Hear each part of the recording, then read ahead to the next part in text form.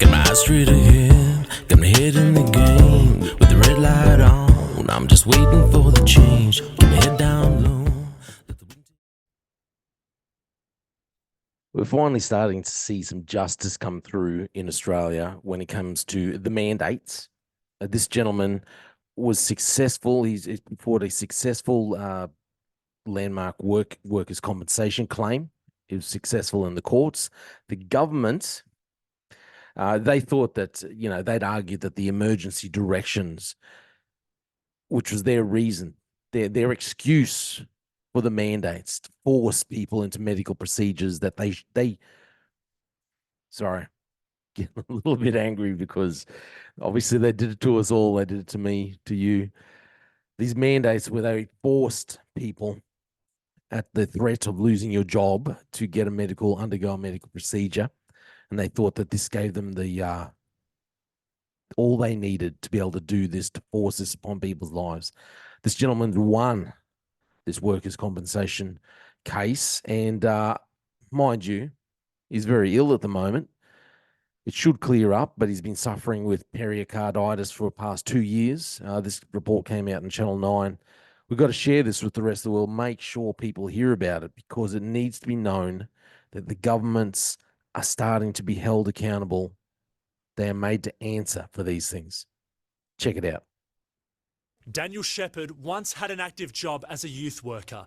The father of a 5-year-old boy, he's now stuck with the heart of a 90-year-old. It's really heartbreaking to say, sorry buddy, daddy's tired. The 44-year-old was twice vaccinated against COVID, but both jabs made him so unwell he only chose to get a third dose because of the government mandate, so he could keep his job.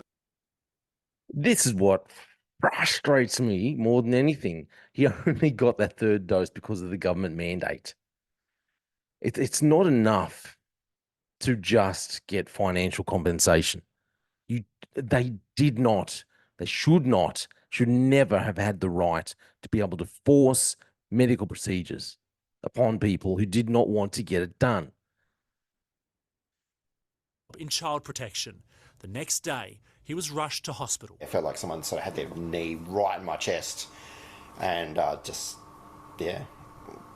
said to us, I think we're going to have to call an ambulance. Daniel was diagnosed with a heart inflammation called pericarditis, a known and very rare side effect of the Pfizer vaccine in just 2 of every 100,000 people. Even like today, with just mild exertion, chest pains, and then it's followed by fatigue, like severe fatigue. Unable to work, he launched a workers' compensation claim against the state government, winning in a landmark ruling this month. Proving the vaccine caused the heart condition wasn't the major issue. Doctors were unanimous, but the government argued emergency directions trumped the laws around workplace injury. They were looking to that direction to give them a "we're not liable," and the judge said no.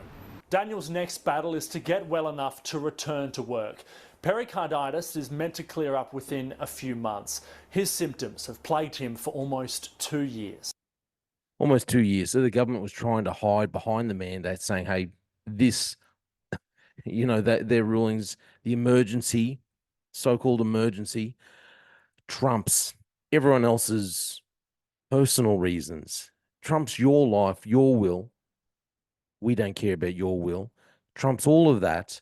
You can't make those decisions for yourself. We force you to do these things.